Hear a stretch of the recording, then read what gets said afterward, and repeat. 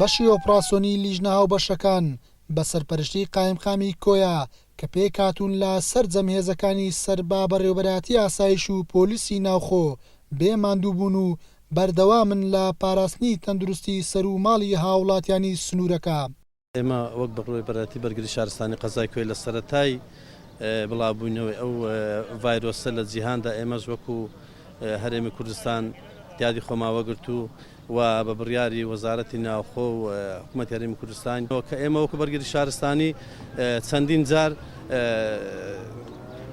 هەستاین بە ڕشاندنی شەقام و کۆڵانەکان لە قەزای كۆیە. ئێمە وەکو هێزەکانی ئاسایشی كۆیە و ئاسایشی ڕۆژهەڵاتی هەولێر بە پشتیوانی برانی پۆلیس و مرور و هەوڵ هیمەتێکی زۆر بۆ کۆنتڕۆلکردنی شار و شارەکەی خۆمان لەو دەردوو پەتا بە دووربین و زۆر سپاسی هاوڵاتیانی شاری کۆش دەگەن کا بە لەگمانەوە دێن و سپاسیان دەکەن و ئێمەش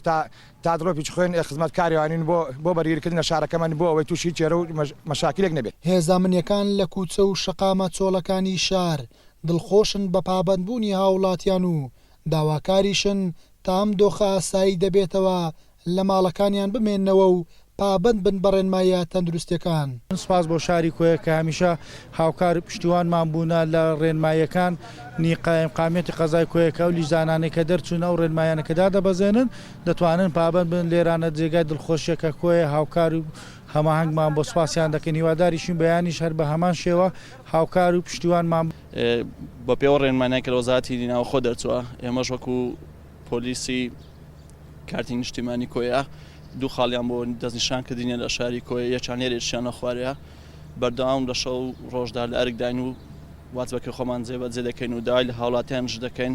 پابەند بۆ ڕێنمانێک کە لە وەزارەتی تەندروستی و وەزارەتی ناوخۆ دەرچووە کە بە هیچ شوێک نێنە دەرێ بۆ سەلامەتی ئێوەمان. شەونخوونی و هەوڵە بەردەوامەکانی هێزانمنیەکان لە ڕابردوو بەتایبەت لەم دۆخەی ئێستادا